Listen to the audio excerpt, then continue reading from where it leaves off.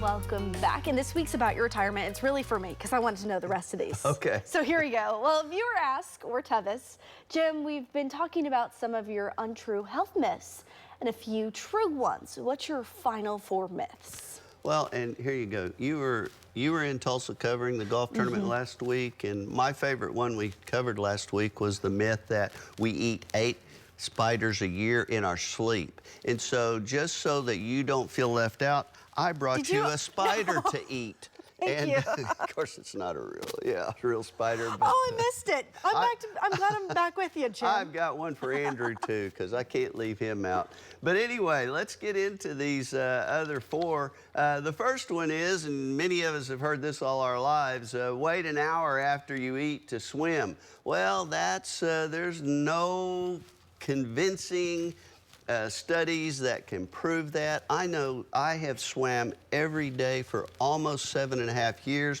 Any kind of scenario. I've eaten big meals right before I swim, and the only thing I know is I love to swim sprints, but if I've eaten a lot of food right before, I don't swim sprints. I still swim my hour though. So that's not true. I trained the Oklahoma Highway Patrol Underwater Search and Recovery Dive Team for 10 years and taught them the proper way to recover drowned victims, evidence, murder weapons, all of those things.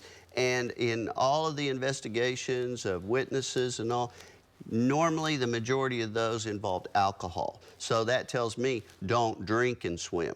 So that's good advice for our viewers.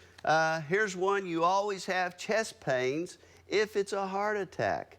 And that's not true, because the American Medical Association, they did a study, 42% of the women, 31% of the men, they discovered no chest pains. But they did say they experienced 1 or more of discomfort in their back, their neck, their jaw, 1 or both arms. So keep that in mind if you think that's about to get you. The next one that we have is it's best to rest when you have back pain.